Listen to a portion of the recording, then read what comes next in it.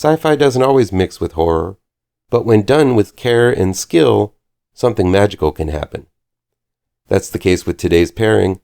This is M.L. Miller Fright's Best in Horror Countdown 2022 through 2023. Counting down the best in horror within the window of October 1st, 2022 through September 30th, 2023. Number 24. Something in the Dirt was released on November 22nd, 2022, and it's streaming on Hulu.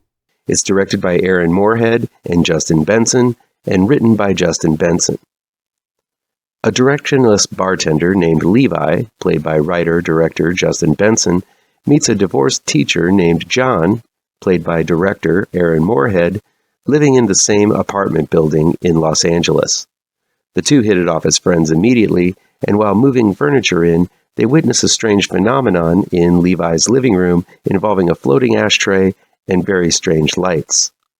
Levi and John are immediately intrigued by the strange event, and what else would a pair of aimless guys in LA do in this situation but cash in on it and make a documentary, of course. LA movies are tricky to pull off.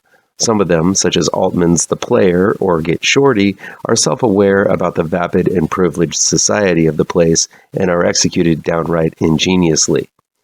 Others, like the recent Disney She-Hulk series, which was so far up its own ass that it's hard to relate to unless you are of a specific age and living in that specific time, alienate the viewer and reflect a type of person you'd never want to relate to.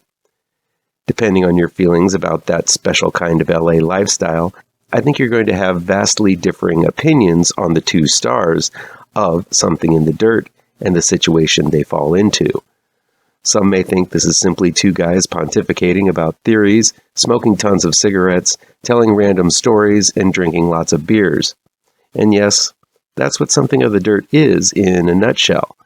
But what sets it apart is that Benson and Moorhead play such engaging characters that you can't help but dive into the abyss with these two lovable losers. Yes, the LA lifestyle, for all of its good and bad, is represented in these two guys. But I found this entire film to be utterly transfixing because these two characters are so ingeniously and deftly well thought out. So if you're like me and bought into these two characters, you're in for a hell of an intellectual plunge into conspiracy theories, scientific pontifications, paranoia, unexplained phenomena, and all sorts of psychological minutiae. Known for their bold and out-there directing and writing, I don't think enough credit has been given to the acting prowess of Benson and Moorhead. The two often star in their own films and do an amazing job with the detailed characters they create. In The Endless, Benson played an older, wiser brother, wary of a cult he and his brother, played by Moorhead, had escaped from as children.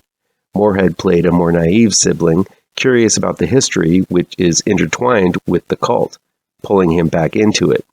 These two characters are as different as night and day, but never cliched or one-dimensional, making the story all the more interesting.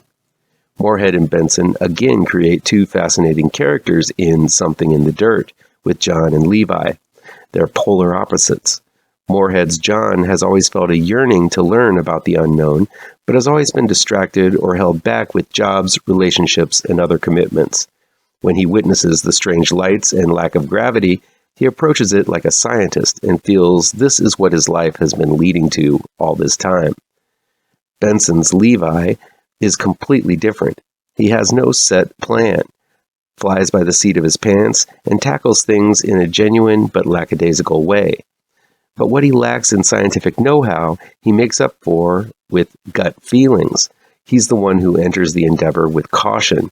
He's the one who tosses out strange notions that may just be correct because the thing they witnessed is so far outside of the range of what everyone knows in reality. It's watching these two distinct souls experience the strange event that makes it all so fascinating. And yes, that means there's a lot of talking and a lot of theorizing. A lot of this is simply two guys sitting and chatting. Yes, it could be considered as a descendant of the mumblecore genre, which was made popular in the early 2000s. It's about something very weird, but still, they talk about conspiracy theories, about the construction of LA, yet they still have the business sense to know they can cash in on this whole thing. Some of the cleverest parts of Something in the Dirt occur when it gets meta, and these two are talking about how to market this movie, how to make it, and how to put it all together. The scenes shown at times seem like they're happening in the here and now, but later we're led to believe that some of the scenes may have been recreations since the blunderings of these two caused the files to be corrupted. The story, as it unfolds, again folds in upon itself as we flit back and forth through time, interviewing people involved in the project afterwards, and then experiencing the actual events occur.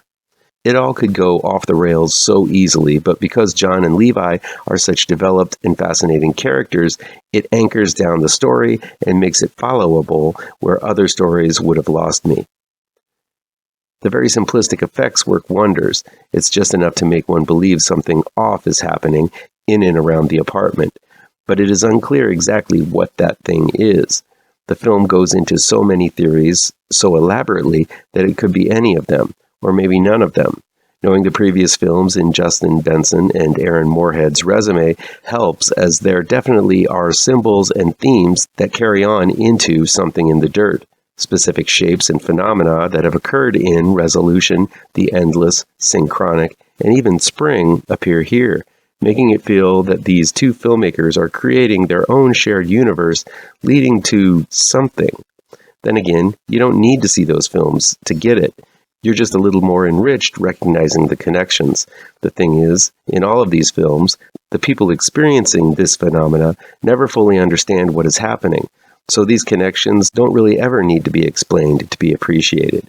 Something in the Dirt feels like a modern version of Aronofsky's Pi.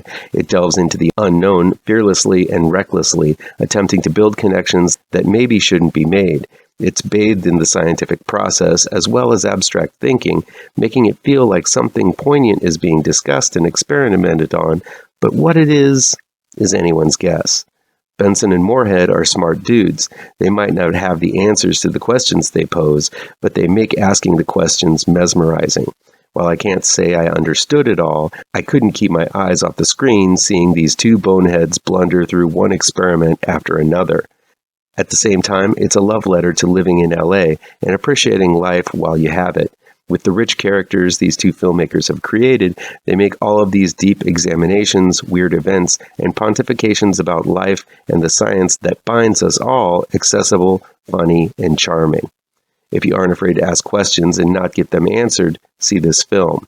If you're curious about what it is like for two typical dudes living in LA, see this movie. This is no wham-bang action, but it isn't afraid to go there at times and ends on a wonderfully poignant and thrilling beat. Something in the Dirt is Benson and Moorhead's most accomplished movie to date, and I can't wait to see the strange sights, sounds, and theories these two talented filmmakers have in store for us in the future. Pairing nicely with the unexplainable phenomena of Something in the Dirt is the Twilight Zone-esque Brightwood, another grounded take on sci-fi concepts. Brightwood was released on August 22nd, 2023, and it's available on demand from Cinephobia Releasing. It was directed and written by Dane Elcar. A couple on the edge of divorce, played by Dana Berger and Max Mortendijk, bicker through a morning run only to find themselves in a time loop they can't get out of surrounding a lake called Brightwood. Brightwood feels like a lost Twilight Zone episode. I miss movies like this where weird shit happens and no time is wasted investigating why. The couple who find themselves in this time loop are regular people. They aren't scientists or physics majors. They're just a normal couple with normal couple problems. There's not some big revelation where we find out why this couple is in this loop. It just happens, and the fun is seeing these normal people react to this very abnormal situation. Most likely conceptualized and made during the pandemic, the film stars only two people as they run this endless lap around the lake. I'm sure this film is inspired by couples who were forced to cohabitate for an extended amount of time during the pandemic and all of the uncomfortable horrors that comes from that. Both Dana Berger and Max Mortendijk are strong actors, supporting every twist and turn they uncover with fun banter, barbed criticisms of one another, and quirky humor. For example, once they made it around the lake, the couple encounter another version of themselves just beginning their run, and the biggest takeaway Mortendijk has is that he didn't know how bad his male pattern baldness has become. It's moments like this that really work in making this couple, who spend the entire time arguing with one another in the opening 15 minutes, into likable, identifiable characters. Both actors are strong enough to make the concept work, even as the perspective shifts from one pairing of the couple to another. Most of the time travel and multiple universe crap makes my eyes glaze over. Many films get too caught up in the rules and the physics minutiae. Not so for Brightwood. This is a ground-level sci-fi horror done on a scale that never exceeds its budget. Director and writer Dane Elcar really has achieved something special with this film. I love the depths the story goes in terms of what these two desperate people will do to themselves and each other in order to find the way out of this endless loop. And the ending was truly unexpected. I highly recommend this little sci-fi horror movie that works big time. As always, feel free to agree, disagree, or how about you play along at home and give me your own picks for your favorite horror movies. It's October, so let's talk horror. Come back tomorrow for the next level in the Best in Horror Countdown. Be sure to hit all of those pertinent bells and whistles down below, and you'll never miss a post. Happy Halloween, folks.